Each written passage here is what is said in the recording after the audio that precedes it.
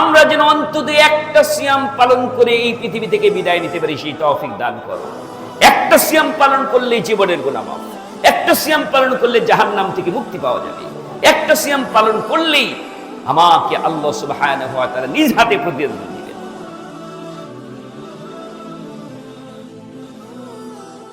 আমরা যে মাসটায় অবস্থান করছি সেই মাসটার নাম হচ্ছে রজব, শাবান মাস। শাবান মাসের গুরুত্বপূর্ণ কিছু আমলের কথা হয়তো ইতিমধ্যে আপনারা শুনেছেন। এর মধ্যে গুরুত্বপূর্ণ একটি রাতের কথা আপনারা শুনেছেন, যেই রাতকে বলা হতো নিসফু শাবান, মধ্য রজনীর রাত। সেই শাবান মাস মধ্য রজনীকে ঘিরে এর নামকরণ করা হয়েছিল শবে বরাত, এবং শবে বরাত উপলক্ষে কিছু সালাত, কিছু সিয়াম, দান সদকা, রুটি হালুয়া, বিরিয়ানি, অনেক কিছুর উৎসব আমেজ, পরের দিন বন্ধ ঘোষণা জাতীয়ভাবে সব কিছু মিলে একটা দিন আমরা পার করেছি। যদিও অধিকাংশ উলামায়ে কেরামের মতে যে লাইলাতুল বারাত বা শবে বরাত যেটাকে বলা হচ্ছে সেটা হচ্ছে মূলত লাইলাতুল কদর। লাইলাতুল কদর সেটা কোন মাসে? সেটা হচ্ছে এর পরের মাস যে আমাদের সমাগত, সেই রমজান মাসের শেষের দশকে হচ্ছে লাইলাতুল কদর। কাজেই আমরা বিদআত থেকে মুক্ত হয়ে যারা সহিহ আকীদায় সহিহ আমলে বিশ্বাসী, তারাও আমরা এটাকে উদযাপন করেছি। তবে একটা সিয়ামের মধ্যে সীমাবদ্ধ রাখি নাই, যে 15ই শাবানের পরের দিন রাতে কিয়াম, পরের দিন সিয়াম। এই আমলে আমরা বিশ্বাসী ছিলাম না। আমরা বিশ্বাসী ছিলাম যে প্রত্যেক মাসের 13, 14, 15 তিনটি সিয়াম আছে, যার নাম হচ্ছে আইয়ামে বীজ। যে সিয়াম পালন করলে আল্লাহ নবী বলেছেন সে যেন সারা বছর সিয়াম পালন করলো, সেই সওয়াব তার আমলনামায় দিয়ে দেওয়া হয়। তো যারা আলহামদুলিল্লাহ 13, 14, 15 তারিখ 3 দিন সিয়াম রেখেছেন, তাদের সিয়ামকে আল্লাহ তাআলা কবুল করুন, বলেন আমিন। এবং এর পরবর্তী সময় আরও সিয়াম কিছু সহিভাবে প্রমাণিত এই সপ্তাহের মধ্যে বা রমজানের আগে আরও কয়েকটি সিয়াম আমরা পাব। যদি রাখি অনেক কল্যাণ হবে। সেটা হচ্ছে সামনের সোমবার এবং বৃহস্পতিবার, চলে যাবে এক সপ্তাহ। এর পরের সপ্তাহেই শুরু হয়ে যাবে মাহে রমজানের আগে হয়তো আমরা আরেকটা সিয়াম পাব, সেটা হতে পারে সোমবার। তো এইভাবে 3টা সিয়াম এখন সহিভাবে আপনারা রাখতে পারেন। তবে নবী মুহাম্মদ সাল্লাল্লাহু আলাইহি সাল্লাম এই শাবান মাসে বেশি বেশি সিয়াম পালন করেছেন। এই মাসটাকে নফলের সিয়াম, অর্থাৎ অন্য কোনো মাসে এই শাবান মাসের মতো এত সিয়াম আমার নবী রাখেননি। কাজেই যদি আমরা বেশি বেশি সিয়াম রাখতে চাই, তাহলে মা বোনেরা সহ আমরা সবাই সিয়াম রাখব ইনশাআল্লাহ, যে বাকি সিয়ামগুলি আছে। এবং মা বোনদেরকে বলবো, গত রমজানে যাদের সিয়াম এখনো কাজা রয়ে গেছে, কাজা ওঠান নাই, রমজান মাস আসার আগেই ওই কাজা সিয়ামগুলি আপনারা আদায় করে নেন। কারণ এই কাজা সিয়াম আপনাদের উপর ফরজ ছিল, আবার নতুন করে ফরজ সিয়ামের বিধান আল্লাহ সুবহানাহু ওয়া তাআলা আমাদেরকে দিবেন। এই প্রস্তুতি গ্রহণ করতে হবে। মাত্র আগামী একটি সপ্তাহ হয়তো আমরা পাবো জুমা, যেটা রমজান মাসের শাবান মাসের শেষ জুমা হতে পারে। এই জন্য গত জুমায় সম্ভবত রমজানের প্রস্তুতিমূলক 16টি পয়েন্টে আপনাদের সামনে আলোচনা হয়েছিল, যে রমজানের প্রস্তুতিমূলক 16টি পয়েন্ট, এর মাধ্যমে আমরা আমল করব প্রস্তুতি হিসাবে। তো এখনও প্রস্তুতিই নিতে হবে, কারণ এই মাসটা হচ্ছে ফরজ সিয়ামের মাস না, এই মাসটা হচ্ছে নফল সিয়ামের মাস। আসল ফরজ সিয়াম যেটা করতেই হবে, রাখতেই হবে, সেটার মাস সামনে সমাগত। আমার আপনার জানা নেই যে এই রমজান মাস পর্যন্ত আমরা বেঁচে থাকতে পারবো কিনা। এর মধ্যে তো কত ঝামেলা, কত কিছু রয়ে গেছে। সামনে নির্বাচন, নির্বাচনের মধ্যে অনেক মানুষের প্রাণহানি হতে পারে। জানা নাই আপনার যে নির্বাচনকে ঘিরে কত প্রাণহানি হয়। আমরা দোয়া করি কোনো অনাকাঙ্ক্ষিত কোনো ঘটনা যেন এই বাংলার জমিনে না ঘটে, বলেন আমিন। আমরা অপেক্ষা করছি রমজান মাসের। আমাদের নির্বাচনের চেয়ে বড় গুরুত্বপূর্ণ হচ্ছে রমজানের ফরজ সিয়াম।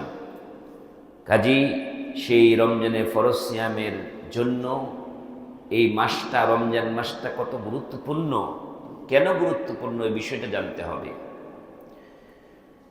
বিষয়টা কি? বিষয়টা হলো রমজান মাস এমন একটি মাস, যেই মাস সকল মাসের সেরা মাস। 12টি মাসের মধ্যে রমজান মাস কি সেরা মাস। কেন সেরা মাস? কারণ কি? এই শ্রেষ্ঠত্বের কারণ কি? এটা হচ্ছে প্রথম কথা। রমজান মাস শ্রেষ্ঠত্বের কারণ কি অন্য মাসের চাইতে? এর উত্তর আল্লাহ তাআলা নিজে বলছেন, শাহরু রমাদানাল্লাযী উনজিলা ফীহিল কুরআন। এই জন্য এই মাস, রমজান মাস খুবই গুরুত্বপূর্ণ, খুবই তাৎপর্যপূর্ণ, যেহেতু এই মাসেই আল্লাহ সুবহানাহু ওয়া তাআলা কোরআনুল কারীম নাজিল করেছেন। তো কোরআন নাজিল হয়েছে, তাতে কি হয়েছে? মানুষের এত মর্যাদার কারণ কি? কোরআন নাজিল হলেই এত মর্যাদা হতে হবে, কারণটা কি? কারণ কোরআনুল কারীম এমন একটি কিতাব, যে কিতাব হলো সারা পৃথিবীর মানুষের মুক্তির সনদ। অসহায়, নিপীড়িত, নির্যাতিত মানুষের মুক্তির সনদ। অন্যায়, অশ্লীল, বেহায়াপনার সমস্ত কাজ থেকে দূরে থাকার পথ। জাহান্নামের রাস্তা থেকে জান্নাতে যাওয়ার একমাত্র উপায় হচ্ছে আল কোরআনুল কারীম। আল্লাহ তার ওয়াদা তিনি রক্ষা করেছেন কোরআনুল কারীম নাজিল করে। আল্লাহর ওয়াদা ছিল আমাদের বাবার সাথে, আমার মায়ের সাথে। আমার মা বাবা ছিলেন জান্নাতে, আদম হাওয়া। আল্লাহ তাআলা বলছেন, জান্নাতের উপযুক্ততা তোমরা হারিয়ে ফেলেছো। আমি বলেছিলাম ওয়ালা তাকরাবা হাযিহি শাজারা, ওই গাছের কাছেও যেও না, গিয়েছো, কাজেই জান্নাতে থাকার অধিকার তোমরা হারিয়ে ফেলেছো। তোমাদেরকে যেতে হবে কোথায়? কুলনা হাবিতু মিনহা জামিআ, যাও, নেমে যাও, পৃথিবীতে নেমে যাও। শুনে রাখো, ভয় পেও না, আবার এই বাড়িতে তোমাদেরকে আমি তুলে নিব। কিছু সময়ের জন্য দুনিয়াতে পাঠাবো, তবে একটা শর্ত আছে। আসার জায়গা, যাওয়ার জায়গা কিন্তু একটা, দুনিয়া। আসার জায়গা কিন্তু দুইটা। আবার যে ব্যাক করে আসবে, আসার জায়গা তুমি সহ তোমার সন্তান, পৃথিবীতে যত সন্তান আসবে, এই সন্তানদের আসার জায়গা দুইটা। হয়তো জাহান্নামে আসবে অধিবাসী হয়ে, নয়তো কোথায়? জান্নাতের অধিবাসী হয়ে। এখন আমাদের প্রশ্ন, আমরা তো আদমের সন্তান, আমাদের বাবার বাড়ি যেতে চাই না? তাহলে আমাদের বাবার বাড়ি কোথায়? জাহান্নামে না জান্নাতে? জান্নাতে। আমার আল্লাহ শর্ত দিয়ে দিলেন, শোনো, কুলনা হাবিতু মিনহা জামিআ ফাইম্মা ইয়াতিয়ান্নাকুম মিন্নী হুদান ফামান তাবিআ হুদায়া ফালা খাউফুন আলাইহিম ওয়ালা হুম ইয়াহজানুন। শোনো, তোমাদের কাছে আমি হিদায়াত পাঠাবো, এটা আল্লাহর ওয়াদা। তোমাদের কাছে যুগে যুগে হিদায়াত পাঠাবো। কাদের মাধ্যমে? নবীদের মাধ্যমে। নবীদের মাধ্যমে হিদায়াত পাঠাবো। ওই হিদায়াত মানে কিতাব, কিতাব পাঠাবো, নবী পাঠাবো আমার পক্ষ থেকে। এই কিতাব দিয়ে নবীরা সতর্ক করবে, এই কাজ করো না, এই কাজ করো না, এই কাজ করো না, এটা এটা এটা হচ্ছে জাহান্নামের রাস্তা, এটা হচ্ছে জান্নাতের রাস্তা। এই সতর্ক করবে কাদেরকে? গোটা মানব জাতিকে। হুদাল লিন্নাস, গোটা মানব জাতির হিদায়াত দিবে। আমার আল্লাহ বলেন, ফামান তাবিআ হুদা, যারা এই হিদায়াতকে মেনে নিবে, ফামান তাবিআ হুদায়া ফালা খাউফুন আলাইহিম ওয়ালা হুম ইয়াহজানুন, তাদের কোনো ভয়ই নেই, তাদের কোনো চিন্তাই নেই। দুনিয়াতে কোনো ভয় নাই, আখিরাতে কোনো চিন্তা নাই, তারা জান্নাতে যাবেই। কি কাজ করলে? ফামান তাবিআ হুদা, এই হিদায়াত মেনে নিলে। এই হিদায়াতের গ্রন্থের নাম হচ্ছে আল কোরআন। সেই ওয়াদা আল্লাহ রেখেছেন, যুগে যুগে নবী রাসূল পাঠিয়েছেন। আমরা হচ্ছি শেষ নবীর উম্মত।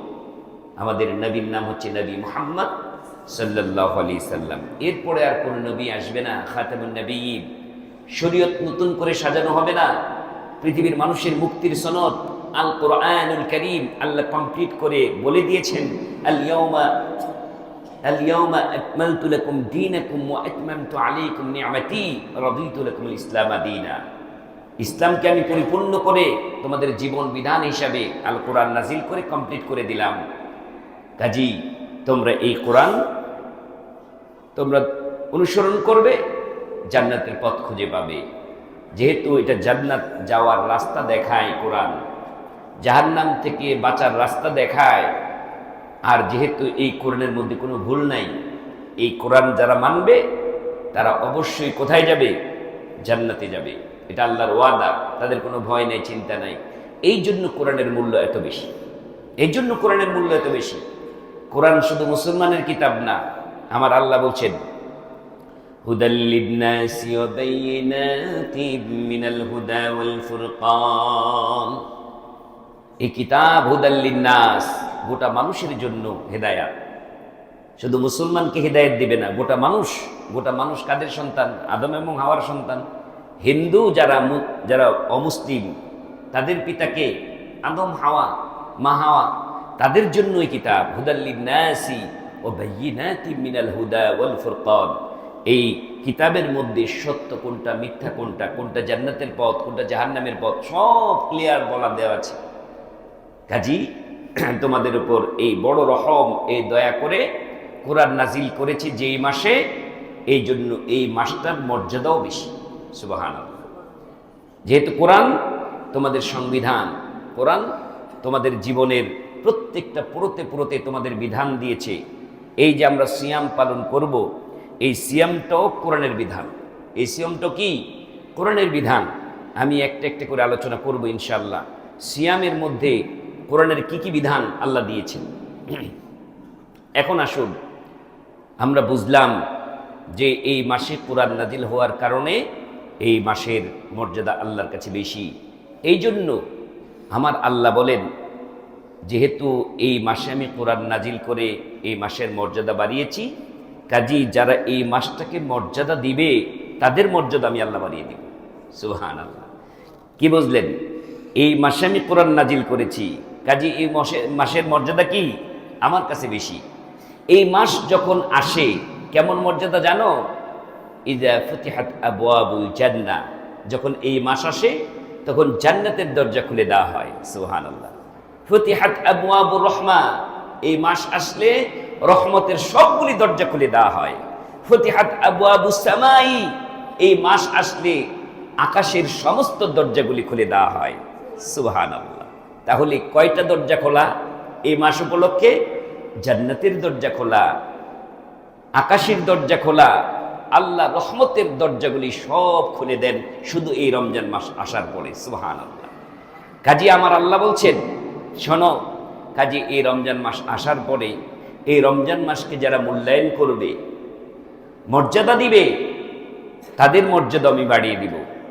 তাহলে আল্লাহ গো, এই মাসের মর্যাদা আমরা কি আমল করলে, কোন কাজ করলে এই মাসের কে আমরা মূল্যায়ন করতে পেরেছি এটা প্রমাণিত হবে।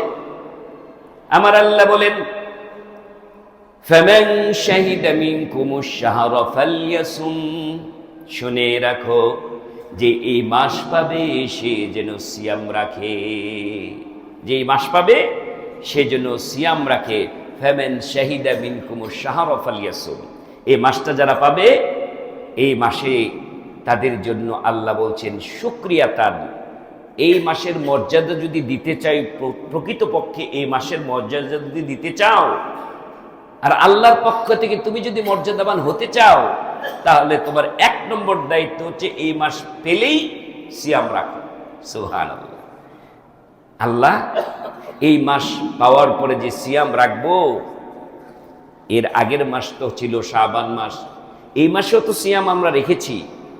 এই মাসের সিয়াম আর রমজান মাসের সিয়ামের মধ্যে কি কোনো পার্থক্য আছে? আমার আল্লাহ বলেন, হ্যাঁ আছে। শোনো কি পার্থক্য।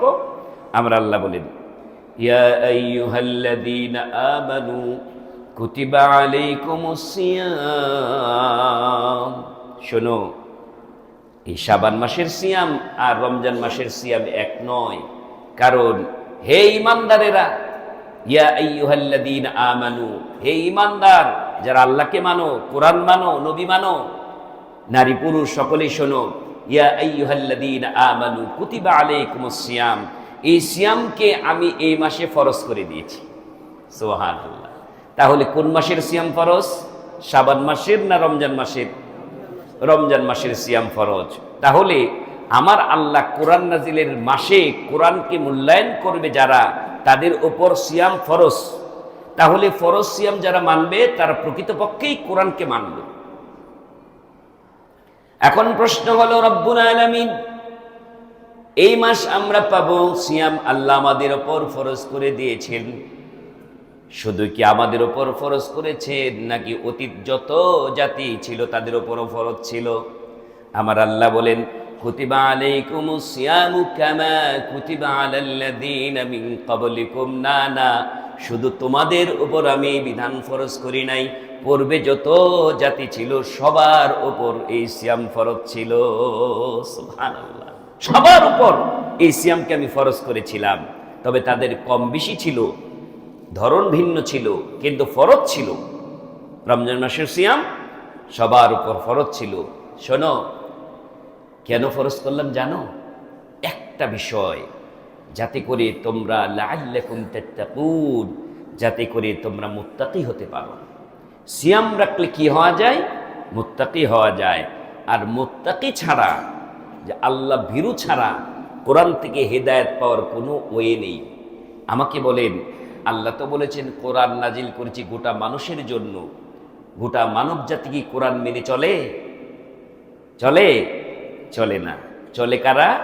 যারা কোরআনকে মেনে নিয়েছে, যাদের মধ্যে এই কোয়ালিটি আছে, কি? যারা মুত্তাকি তারাই কোরআনকে মানে। কেন মানে?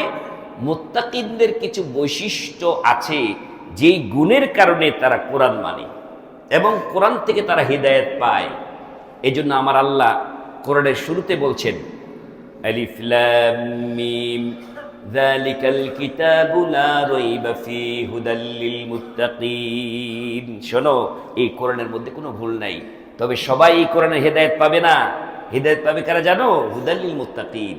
এই কোরআন থেকে হিদায়াত পাবে। এটা হিদায়াতের গ্রন্থ। হুদাল লিনাস বলেছেন না যে এটা তো হিদায়াতের গ্রন্থ? তো হিদায়াত পাবে, সঠিক রাস্তা পাবে কারা জানো? হুদাল লিল মুত্তাকিন, যারা মুত্তাকিন। আর আল্লাহ বলছেন যারা সিয়াম রাখে তারা মুত্তাকি হবে। সুবহানাল্লাহ। তো মুত্তাকিনের কোয়ালিটি কি? কারা মুত্তাকি আপনি বুঝবেন কেমনে যে আমি যে মুত্তাকি? আমি যে কেন কোরআন মেনে নিলাম, কারণ কি? পৃথিবীর সবাই তো কোরআন মানে নাই, আমি মানছি কেন? আমার মধ্যে কি এমন গুণ আছে, কি এমন কোয়ালিটি আছে, যে গুণ দেখে আমার আল্লাহ বলছেন সত্যিই তুমি কোরআনের অনুসারী, সত্যিই তুমি আমার হেদায়েত মেনে নিয়েছো। সেই গুণটা কি? আমার আল্লাহ বলেন যারা মুত্তাকি হবে তাদের কিছু বৈশিষ্ট্যের কথা আমার আল্লাহ বলছেন। এক নম্বর বৈশিষ্ট্য কি জানো? আল্লাযীনা ইউমিনুনা বিল গায়ব। তাদের এক নম্বর বৈশিষ্ট্য হচ্ছে তারা আমাকে না দেখে বিশ্বাস করবে। সুবহানাল্লাহ। আমরা কি আল্লাহকে কখনো দেখেছি? জান্নাত দেখেছি? জাহান্নাম দেখেছি? কিছুই দেখিনি। ফেরেশতা দেখেছি? দেখিনি। কিন্তু বিশ্বাস 100% করি না। কবরের আযাব দেখেছি? দেখি নাই। কিন্তু 100% যারা গায়েবকে বিশ্বাস করে, না দেখে বিশ্বাস, আল্লাযীনা ইউমিনুনা বিল গায়ব, মুত্তাকিনদের কোয়ালিটি হচ্ছে না দেখে বিশ্বাস করে। এই জন্যই যাদের ভিতরে এই গুণ আছে, আমি দেখি না আমার আল্লাহরে, কিন্তু আমি না দেখে ভয় করে সারাদিন সিয়াম অবস্থায় ক্ষুধার যন্ত্রণায় পেট চুই করছে, পানির পিপাসায় গলা শুকিয়ে গেছে, কিন্তু আমার আল্লাহ দেখবে, এই জন্য আল্লাহর ভয়েতে এক ঢোক পানি আমি পান করি নাই, একটু খাবার খাই নাই। এই প্রশিক্ষণটা 1 ঘন্টার 2 ঘন্টা না। সালাতে আপনি যখন দাঁড়ান তখনও আমার আল্লাহ দেখে, তখনও দেখে। সালাত, ফরজ সালাত দাঁড়ালে 5 মিনিট, 7 মিনিট, 10 মিনিট আপনি মনে করছেন আল্লাহর সামনে দাঁড়িয়ে ইবাদত করছেন। আর যে সিয়াম রাখে সে 12 থেকে 14 থেকে 15 ঘন্টা সে অনুভব করে আমার সামনে আমার আল্লাহ দেখছেন, দাঁড়িয়ে আছেন। আমাকে শুধু দেখছেন না, আমি গোপনে কোনো কিছু খেলাম কি খেলাম না তাও আমার আল্লাহ দেখছেন। এই বিশ্বাস আছে না নাই? এই বিশ্বাস থাকার কারণেই, এই বিশ্বাস যাতে বেশি করে জন্ম নেয়, বেশি করে পোক্ত হয়, গায়েবের প্রতি বিশ্বাস, না দেখে বিশ্বাস যাতে করে এই বান্দার উপর বেশি জোরালো হয়, এই জন্য আমার আল্লাহ বলছেন লাআল্লাকুম তাত্তাকুন, সিয়াম ফরজ করেছি কেন জানো? যাতে করে তোমাদের এই গুণটা, মুত্তাকি হওয়ার গুণটা, না দেখে হওয়ার গুণটা তোমাদের যেন পোক্তা হয়। সুবহানাল্লাহ। রব্বুল আলামিন, আমরা এই সিয়াম কতদিন রাখবো? মাসের কিছু সময় নাকি পুরাটা মাস? আমার আল্লাহ বলেন আইয়ামান মা'দুদাত, গণনার কয়েকদিন রাখো, গুনতে থাকো, গুনতে থাকো। রমজানের যখন চাঁদ উঠবে সেদিন থেকে আমরা গণনা শুরু করি না কি? রমজান মাসের যখন চাঁদ ওঠে সেদিন থেকে গণনা শুরু করি, গুনতে গুনতে গুনতে গুনতে মাসটা শেষ করি। পুরা মাসটাকেই ওই আগের আয়াতে যদি আপনি যান, মানে এটা সিরিয়ালে শেষের পরের আয়াত, ফামান শাহিদা মিনকুমুশ শাহরা ফালইয়াসুম, এর মধ্যে আল্লাহ উত্তর দিয়েছেন গণনার কয়েকদিন বলতে বুঝো যতদিন তোমরা এই রমজান মাসে থাকবে পুরা রমজান মাসটাই সিয়াম রাখো। সুবহানাল্লাহ। এখন আল্লাহ গো, এই সিয়ামের বিধান কি আমাদের জন্য কঠিন না সহজ? আমরা জানতে চাই। পূর্ব জাতির উপরও তো সিয়াম ছিল, তারাও তো সিয়াম রেখেছেন, তা আমাদের উপর আপনি সিয়াম ফরজ করেছেন, হ্যাঁ? এই সিয়ামের বিধান কি আমাদের জন্য কঠিন করেছেন? আমার আল্লাহ বলেন না, যে তোমাদের উপর কোনো কঠিন দায়িত্ব আমি চাপিয়ে দেই না, হ্যাঁ? ও আলাল্লাযীনা, তোমাদের উপর এমন বোঝা আমি দেই না যে বোঝা তোমরা বইতে পারো না, সইতে পারো না, বরং তোমাদের জন্য যা সহজ এমন বিধান দেই। রমজান মাসে সিয়াম পালন করা সহজ না কঠিন? সহজ। না খেয়ে থাকা সহজ, না খেয়ে থাকা সহজ, হ্যাঁ, কিন্তু না খেয়ে কতক্ষণ আপনি থাকবেন? কতক্ষণ থাকবেন? একদিন, 2 দিন, 3 দিন? এটার একটা সীমা আছে না ভাই? সীমা রেখা আছে। আল্লাহু আকবার। আল্লাহ যে কত দয়া করেছেন আমাদের উপর। এমন একটা সময় গেছে, এমন কিছু নবীর আমল গেছে, যুগ গেছে, যাদের অনুসারীরা, সাহাবীরা যদি এশারের সালাতের পরে ঘুমিয়ে যেতেন বা মাগরিবের পরেই ঘুমিয়ে যেতেন, উঠে আর সাহারি খাওয়ার কোনো সুযোগ ছিল না, ছিল না। ঘুম থেকে উঠে আমরা এখন সাহারি খেতে পারি না? পারি না? পারি। সেই যোগটাও, সেই আমলটাও নবী মুহাম্মদ সাল্লাল্লাহু আলাইহি সাল্লামের উপর যখন সিয়াম ফরজ হয়, সাহাবীদের উপর যখন ফরজ হয়েছিল, তখনও ওই বিধানটা কন্টিনিউ ছিল। কি বিধান? যে মাগরিবের সালাতের পরে কেউ যদি ঘুমিয়ে যায়, ঘুম থেকে উঠে আর কোনো পরের দিন সিয়াম রাখার নিয়তে কোনো খাবার খেতে পারবে না। এটা ছিল বিধান। এটা সহজ হলো কিভাবে? আল্লাহ সহজ করে দিয়েছেন উম্মতি মুহাম্মদের জন্য। সুবহানাল্লাহ। কিভাবে? একদিন এক সাহাবী, গরিব দিনমজুর সাহাবী, তিনি সারাদিন কাজ করেছেন, আবার কি সিয়ামও রেখেছেন। সন্ধ্যায় ঘরে আসলেন, মায়ের একটু ভালো করে শোনেন, সন্ধ্যায় ঘরে আসলেন সাহাবী, এসে বলছেন, ঘরে কি কোনো ইফতার আছে যে আমি ইফতার করতে পারি? এই প্রশ্ন করার সাথে সাথে আমাদের মায়েরা উত্তেজিত হয়ে যেত। তোমার খবর নাই? তুমি কি বাজার করছো কি করছো না, কি আছে না আছে, এটার খবর তুমি ইফতারের সময় নিতে আসছো? এটা তো তোমার সকালবেলায় নেওয়া উচিত ছিল। এরকম উত্তর দিত মায়েরা। কিন্তু তাদের ঘরে অভাব ছিল, স্বভাব নষ্ট হয় নাই। ঘরে নেককার স্ত্রী বলছে, স্বামী আমাদের ঘরে আসলে কোনো খাবার নেই, ইফতার করার মতো কোনো খাবার নেই, তবে আপনি কোনো চিন্তা করবেন না, আপনি কাজ করে আসছেন, আপনি রেস্ট নেন, আপনার জন্য অন্যের বাড়ি থেকে চেয়ে এনে খাবার আপনাকে খাওয়াবো। সুবহান। কেমন স্ত্রী থাকলে নিজের স্বামীর প্রতি এত দরদ, কোনো কমপ্লেইন নাই, বরঞ্চ বলছে আপনি নিশ্চিত থাকেন অন্যের বাড়ি থেকে চেয়ে এনে আপনার জন্য খাবার হাজির করব। ঠিকই মহিলা স্বামীকে রেস্ট দিয়ে তিনি বাইরে চলে গেলেন, গিয়ে অন্যের বাড়ি থেকে খাবার পেয়েও গেলেন। স্বামীর জন্য কিছু খাবার, মানে ইফতার করবে, এই জন্য, সাহারির জন্য না, কিন্তু ইফতার করবে। সাহারি তো করতে পারবে কতক্ষণ পর্যন্ত? যতক্ষণ পর্যন্ত না ঘুমাবে। ধরেন এখন ইফতার করে সাহারি সিয়াম ভাঙলো, এরপরে ইফতারটা ভাঙার পরে সাহারির সময় কতক্ষণ? যতক্ষণ না ঘুমায়, যতক্ষণ না ঘুমাবে ততক্ষণ পর্যন্ত সাহারি খেতে পারবে। এটাই ছিল তখন বিধান। কিন্তু স্ত্রী এসে দেখলেন স্বামী বেচারা ঘুমিয়ে গেছে। তিনি আফসোস করলেন, আহারে, আল্লাহর বর্তমান বিধান আমার স্বামীকে খেতে দিল না। এই ঘুম থেকে উঠে কি খাওয়া যাবে? খাওয়া যাবে না, কারণ তখন বিধান নাজিল হয়নি। কোরআন তো একসাথে নাজিল হয় নাই। গোটা 23 বৎসরে ঘটনার পরিপ্রেক্ষিতে একটা একটা করে মুসলমানদের, ইমানদারদের, সাহাবীদের বিভিন্ন ঘটনার পরিপ্রেক্ষিতে 23 বৎসরে কোরআন নাজিল হয়েছে। সুবহানাল্লাহ। আমার আল্লাহ সবই জানেন, সবই জানতেন, কিন্তু ঘটনার পরিপ্রেক্ষিতে একটা একটা করে মানুষের পরিস্থিতি বুঝে কোরআন নাজিল করেছেন, যাতে মানুষ মানতে সহজ হয়, কঠিন না হয়। আল্লাহু আকবার। সেদিন তো খেতে পারলেন না ঘুমের কারণে, ঘুম থেকে উঠেও তো খাবার খেতে পারবেন না। তো আগের দিন সিয়াম রাখলেন, ইফতার করতে পারেননি। স্ত্রী খাবার আনলেন, চোখের সামনে খাবার পড়ে আছে, স্বামী খেতে পারছে না। সারা রাত চলে গেল। পরের দিন ওই না খাওয়া অবস্থায় আবার কি করলেন? সিয়ামে নিয়ত করলেন। আল্লাহু আকবার। এর চেয়ে গরিব মানুষ কি আর পৃথিবীতে থাকার কথা? আল্লাহ। সেই সাহাবীও সিয়াম ভাঙে নাই, পরের দিন নিয়ত করলেন। এটা কি সিয়াম নফল না ফরজ? ফরজ সিয়ামের বিধান পালন করার জন্য সাহারি না খেয়েই তিনি সিয়াম রেখেছেন। এবং দারিদ্র মানুষ যেহেতু ঘরে বসে নাই, কাজে চলে গেছে। আল্লাহ। হয়তো কঠিন কাজ ওনার উপর দায়িত্ব ছিল। কাজ করতে করতে ক্ষুধার যন্ত্রণা সহ্য করতে না পেরে অজ্ঞান হয়ে গেলেন। ওই যে বললাম, একটা সময় তো থাকে, কতক্ষণ আপনি ক্ষুধা ধরে রাখবেন, একটা সময় তো থাকে। একদিন, 2 দিন, আবার অক্লান্ত পরিশ্রম। কোনো ধনির দুলাল না যে বড় পর্যাপ্ত খাবার সারা রাত খেলাম আর সারাদিন ঘুমালাম, এই সিয়াম তো না।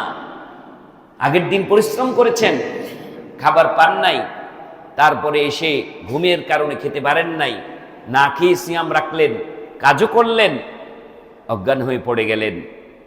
খবরটা নবী মুহাম্মদ সাল্লাল্লাহু আলাইহি সাল্লামের কাছে চলে গেল। ইয়া রাসূলুল্লাহ, আপনার একজন সাহাবী, দারিদ্র সাহাবী, তিনি আগের দিন খেতে পারেন নাই ঘুমের কারণে, আর এই না খেয়ে পরের দিন সিয়াম রাখলেন।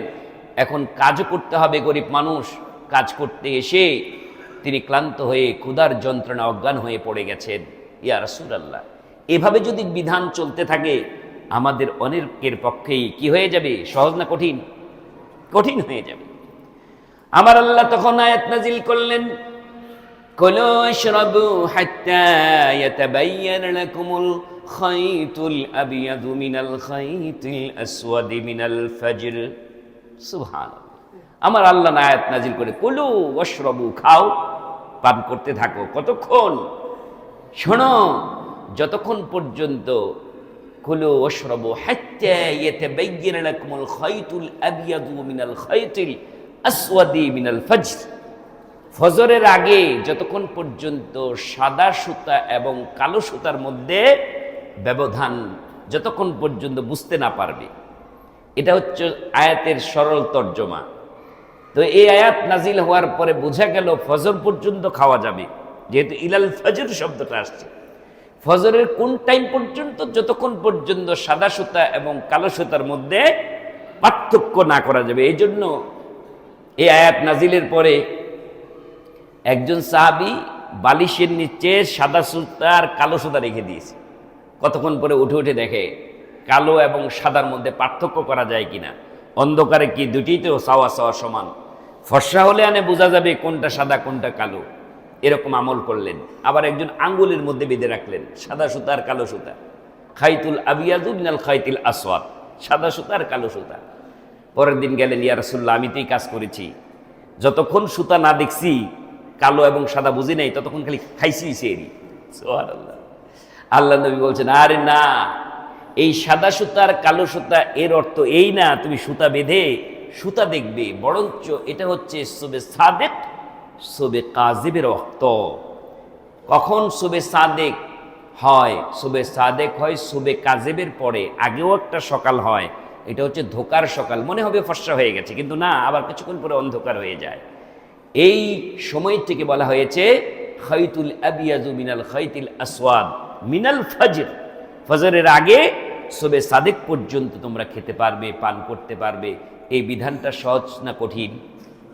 এখন যে আমরা ঘুম থেকে উঠে সাহারি তো খাইলাম, ইফতার তো করলাম, সারা রাত ঘুমালাম, সালাত পড়লাম, আবার ভোর রাতে উঠে সাহারি খাই, আবার নাবি তাগিদও দিলেন, শোনো দেরি করে সেহরি খাওয়ার মধ্যে বরকত আছে। দেরি বুঝেন?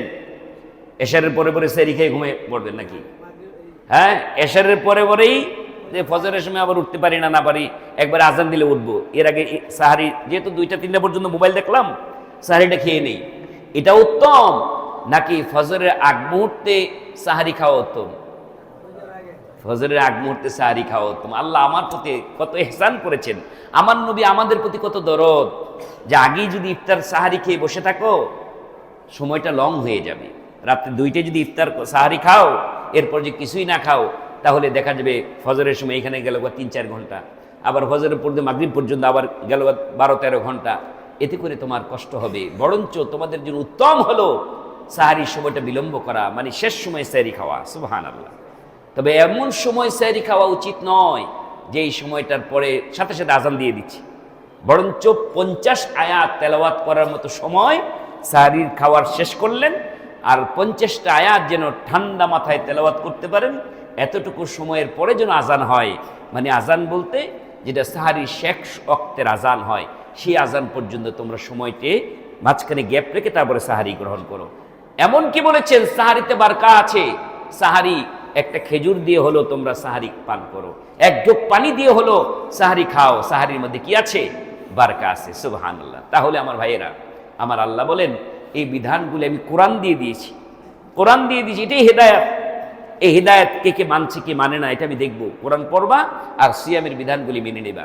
এখন প্রশ্ন হচ্ছে, আল্লাহ গো, বুঝলাম তুমি আমাদেরকে দিনের বেলায় আমরা যদি ইফতারের সময় খেতে না পারি তাহলে ঘুমিয়ে গেল আপত্তি নেই, আমি উঠে আবার কি করতে পারবো? সাহারি খেতে পারবো। আল্লাহ, তুমি যে দিনের বেলায় স্ত্রী সহবাস নিষেধ করলা, রাতের বেলায় কি স্ত্রী সহবাস করা যাবে? তখনকার সময় যেরকম আইন ছিল ঘুমিয়ে গেলে ইফতার করা যাবে না, এরকম আইন ছিল ঘুমিয়ে গেলে স্ত্রীর কাছেও যাওয়া যাবে না। কখন? রাতের বেলায়। ওমর রাদিয়াল্লাহু তাআলা আনহু, তিনি তো হয়তো রাতে গভীর কোনো আলোচনায় ছিলেন বা কোনো ইবাদতে ছিলেন, গভীর রাতে রমজান মাসে বাসায় ফিরলেন, স্ত্রী কিন্তু ঘুমিয়েছিল, স্ত্রীকে জাগালেন, নিজের চাহিদাটা মেটালেন। স্ত্রী আপত্তি করেছিল যে আমি ঘুম থেকে উঠেছি। স্ত্রীর ঘুম মানে কি? স্ত্রীর ঘুম থেকে ওঠার কারণে স্ত্রীর সহবাস করা হারাম, কিন্তু ওমর রাদিয়াল্লাহু তাআলার জন্য জায়েজ ছিল, কারণ তিনি তখনও ঘুমান নাই। যে যদি ঘুমিয়ে যেতেন তাহলে ঘুম থেকে উঠে স্ত্রী সহবাস করা হারাম ছিল, কিন্তু উনি ওনার রাইট ছিলেন। কিন্তু যেহেতু স্ত্রী ঘুমিয়েছিলেন, ঘুম থেকে উঠে স্ত্রীর জন্য সহবাস করা জায়েজ হয়নি। এই কথাটা জানার পরে স্ত্রী যখন বললেন, আপনি তো আপনার চাহিদা মেটেন, কিন্তু আমার তো সর্বনাশ হয়ে গেল, আমার জন্য এটা তো হারাম, তখন তিনি খুব অনুতপ্ত হলেন এবং আল্লাহর কাছে খুব তওবা করলেন। এই তওবার খবর কে জানে? পৃথিবীর কেউ জানে না। জানে কে? আমার আল্লাহ জানে। আল্লাহু আকবার। পরের দিন সকালবেলা চলে গেলেন, ইয়া রাসূলুল্লাহ, এরকম কয়েকটা ঘটনা সাহাবীদের মধ্যে ঘটে গেল। আল্লাহু আকবার। ইয়া রাসূলুল্লাহ, রাতের বেলায় তো এরকম হয়ে গেছে, এখন আমি কি করব? আল্লাহর কাছে আমি কান্নাকাটি করেছি, আল্লাহ কি আমার তওবা কবুল করেছে তাও তো আমি নিশ্চিত না, আল্লাহকে আমাকে মাফ করেছেন কিনা আমি তা তো জানিও না। আর এরকম যদি চলতে থাকে, অনেক যুবক নতুন বিবাহ করেছে, তার জন্য কষ্ট হয়ে যাবে। সারাদিন সে দূরে ছিল, এখন রাতের বেলা একটু কাছে পেয়েছে, হয়তো সে নিজের চাহিদা মেটাতে চাইবে, কঠিন হয়ে যাবে। তখন আল্লাহ সুবহানাহু ওয়া তাআলা কোরআন নাজিল করলেন, আয়াত নাজিল করলেন। বললেন কি? প্রথমে বললেন হুন্না লিবাসুল লাকুম ওয়া আনতুম লিবাসুল লাহুন্না।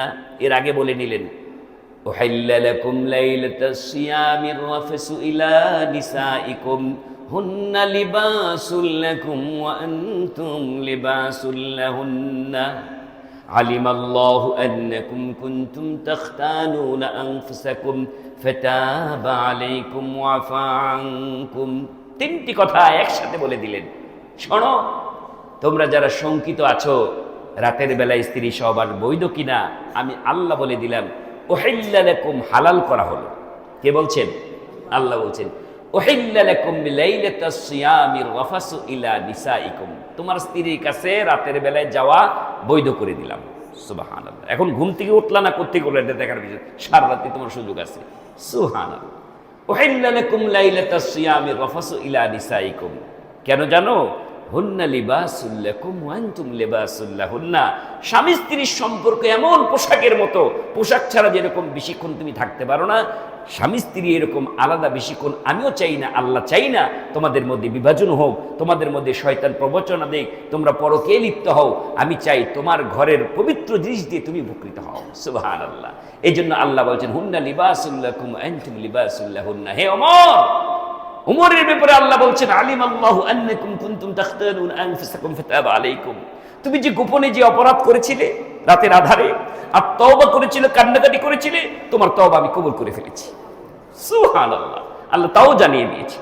আল্লাহ যে তওবা করে, মানুষ যদি অনুতপ্ত হয়, ভুল যদি করেই ফেলে, এই ভুলটা তো দিনের বেলায় হতে পারে, হতে পারে না?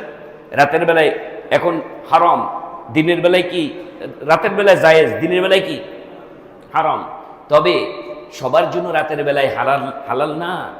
আল্লাহ তাআলা আবার একটু শ্রেণীবিন্যাস করেছেন। শোনো, শেষ দশকে যারা ইতিকাফ করবে তাদের জন্য স্পেশাল আইন, ওয়ালা তুবাশিরুহুন্না ওয়া আনতুম আকিফুনা ফিল মাসাজিদ, মসজিদে যারা ইতিকাফে বসবে তারা কিন্তু স্ত্রীর কাছে যাওয়া রাতের বেলাও বৈধ না। সুবহানাল্লাহ। কিন্তু এই যে আমরা পেলাম রাতের বেলায় সুযোগ, ইতিকাফকারীর জন্য বিধানটা একটু উল্টো, সাধারণ মানুষের জন্য সুযোগ। কিন্তু দিনের বেলায় যদি এই ভুলটা হয়ে যায় তখন কি করবেন আপনি? এরকম তো ভুল হয়ে গেল একজন সাহাবীর, তিনি দিনের বেলায় স্ত্রীর কাছে চলে গেলেন। আল্লাহু আকবার। সলিউশন চাচ্ছেন, ইয়া রাসূলুল্লাহ। এসে পড়লেন, আমি তো নিজেকে কন্ট্রোল করতে পারি নাই, স্ত্রীর কাছে চলে গিয়েছি, এখন আমার কি হবে? আমি তো গুনাহ করে ফেলেছি। তখন বলছে তোমার সলিউশন আছে। আমার নবী মুহাম্মদ সাল্লাল্লাহু আলাইহি সাল্লাম সলিউশন দিচ্ছেন।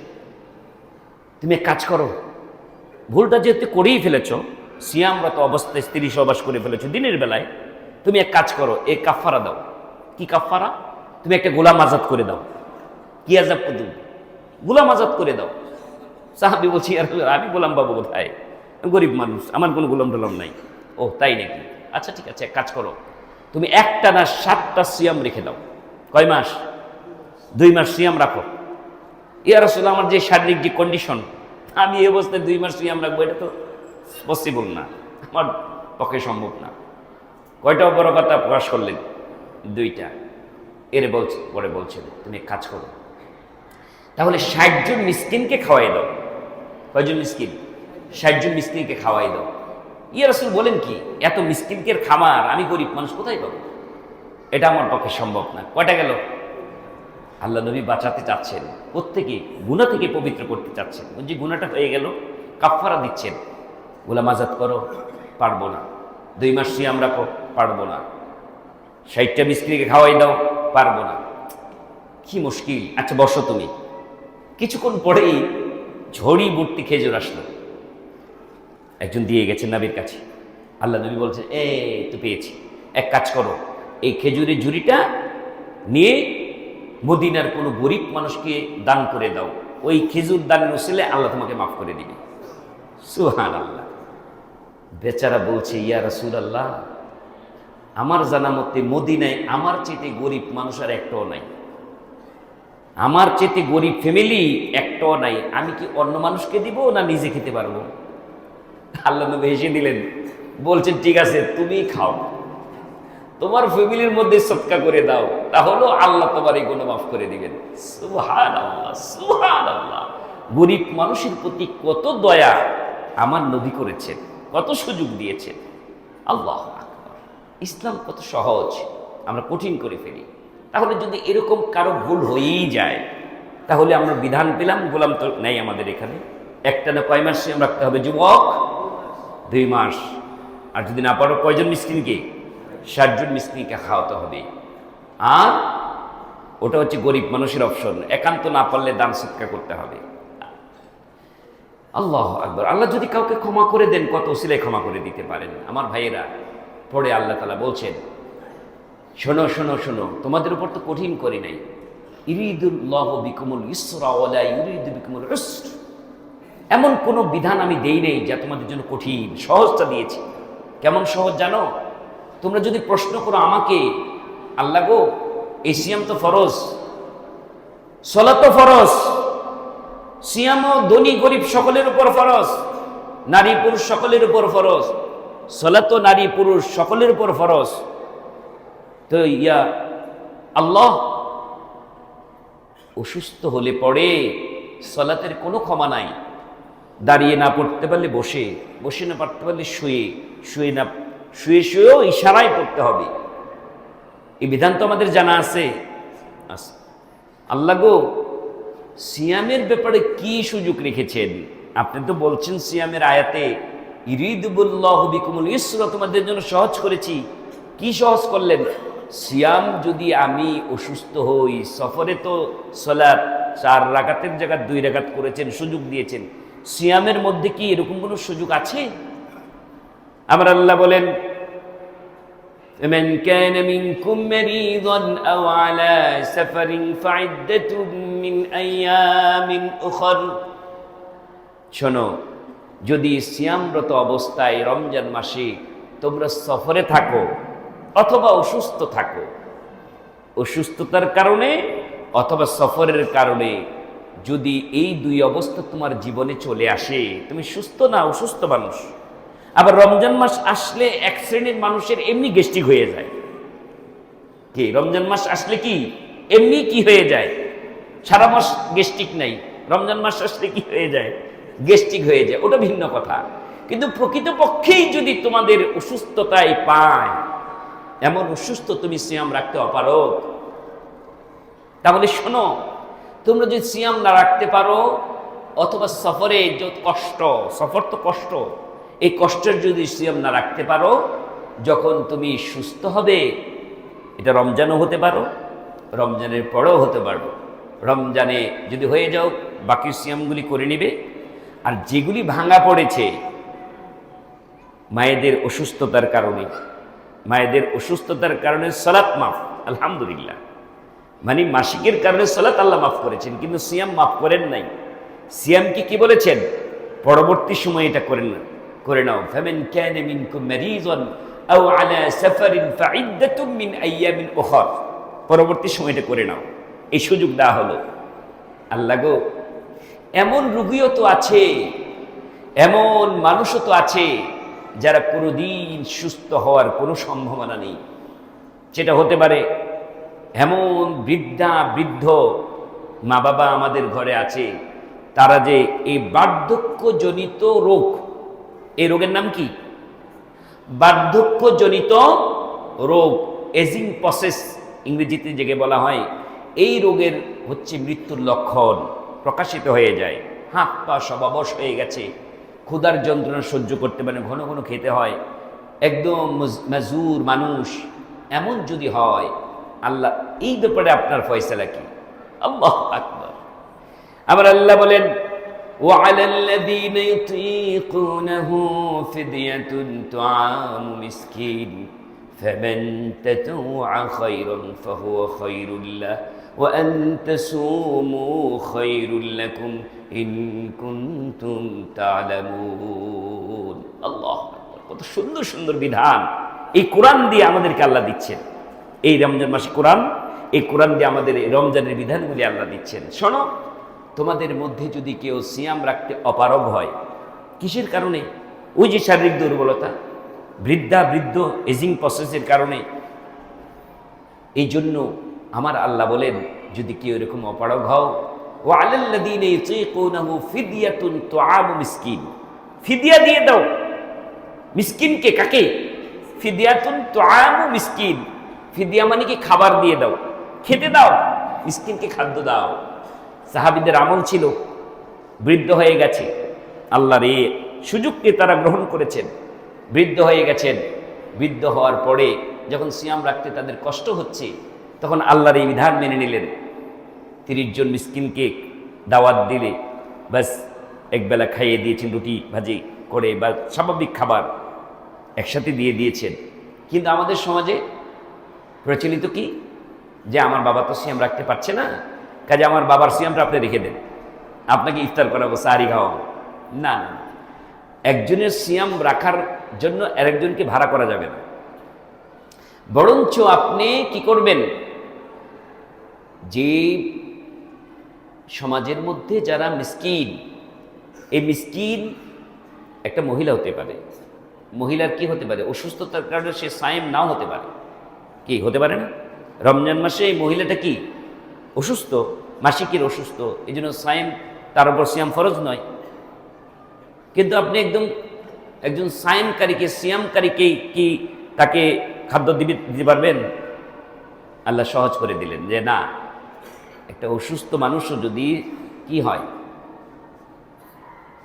মিসকিন হয়, অসহায়, একটা নারী হতে পারে, একটা পুরুষ হতে পারে, তাকে তুমি কি করতে পারো, একসাথে 30 দিনের খাবার তুমি টাকা দিয়ে দিতে পারো, বা 30 দিন একদিন করে খাওয়াতে পারো, অথবা 30 জন মিসকিনকে দাওয়াত দিয়ে একসাথে খাইয়ে দাও। এই খাওয়াটাই হচ্ছে কাফফারা। এক সিয়ামের পরিবর্তে একটা সিয়াম রাখা কাফফারা না। কথা বুঝেন নাই? আপনি সিয়াম রাখতে পারছেন না, আমার বাবা আমার মা সিয়াম রাখতে পারছে না, এই জন্য কি আরেকজনকে বলবো আমার বাবার মার সিয়ামটা আপনি রেখে দেন? এটা তো আল্লাহ বলেন নেই। আল্লাহ বলেছেন কি, ও আলাল্লাযীনা ইউতীকুনাহু ফিদয়াতুন তুআমু মিসকিন, মিসকিনকে খাদ্য দিয়ে দাও। তাহলে মিসকিনকে আমরা খাবার দিয়ে দিব। ওই মিসকিন সায়েমকারী হতে পারে, সায়েমকারী নাও হতে পারে। কাজী এভাবে করে আল্লাহ তাআলা সহজ করে দিচ্ছেন, ও আলাল্লাযীনা ইউতীকুনাহু ফিদয়াতুন তুআমু মিসকিন ফামান তাতাওয়া খায়রান ফাহুয়া খায়রুল লাহ ওয়া আন তাসুমু খায়রুল লাকুম ইন কুনতুম তা'লামুন। আমার আল্লাহ আরো উৎসাহ দিচ্ছেন, যদি স্বেচ্ছায় কেউ ভালো কাজ করে, ওই যে মানুষকে খাওয়াবে, তো ভালো কাজ। তুমি 30 জন কেন, অনেক মানুষকে খাওয়াও, সামর্থ্য থাকলে আরো বেশি মানুষকে খাওয়াই দাও, এর মধ্যে কল্যাণ আছে। তবে শোনো, এর চেয়ে বড় কল্যাণ কি জানো? তুমি বৃদ্ধ মানুষ, সিয়াম রাখতে কষ্ট হচ্ছে, তুমি নিজে জানো, কিন্তু আনতাসুমু খায়রুল লাকুম, যদি তুমি কাফারা না দিয়ে নিজেই কষ্ট করে সিয়ামটা রাখো, এর মধ্যে অনেক কল্যাণ আছে।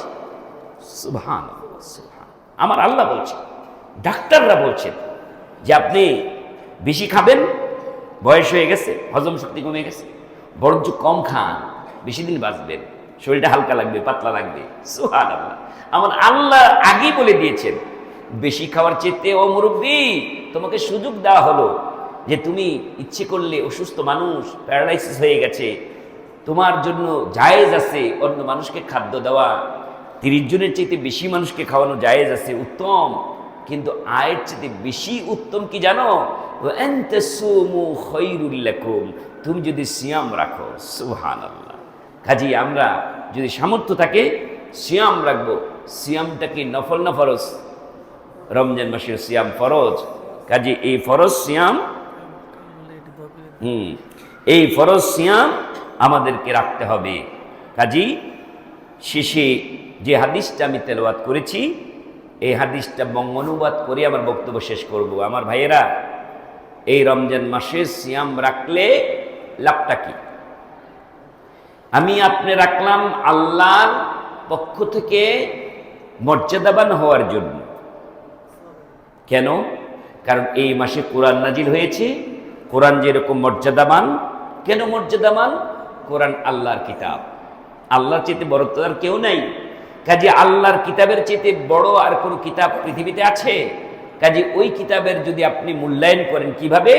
ওই যে সিয়াম রেখে, সিয়ামের বিধিবিধানগুলি যদি মানেন, তাহলে আপনি কোরআন মানলেন। আর কোরআন মানবে কারা? যারা আল্লাহকে না দেখে বিশ্বাস করে সিয়াম রাখে, তারা মুত্তাকিন, কোয়ালিটির গুণ না দেখে আলিমুল গায়বের বিশ্বাসের কারণেই তারা এই কোরআনের হেদায়েত পাবে। সুবহানাল্লাহ। আমার ভাইয়েরা, আমার নবী বলেন, শোনো, এই সিয়াম যারা রাখবে, আমার আল্লাহ তাদের মূল্যায়ন কিভাবে করবে জানো? عن أبي هريرة قال قال رسول الله صلى الله عليه وسلم من صام رمضان إيمانا واحتسابا غفر له ما تقدم من ذنبه। প্রথম সুসংবাদ শুনে নাও, যে ব্যক্তি রমজান মাসে একটা সিয়াম পালন করবে আল্লাহ সন্তুষ্টির আশায় ঈমানের সাথে, তার অতীতের জীবনের সব গুনাহ আমি আল্লাহ মাফ করে দেব। এক নম্বর, দিনের বেলায় সিয়াম।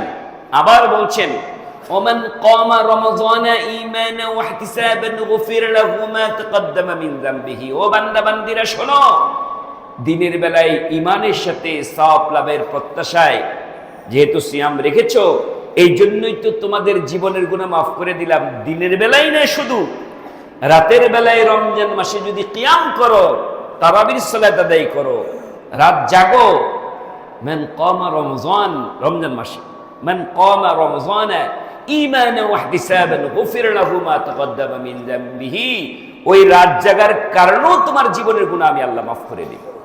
কয়টা অপশন? দুইটা।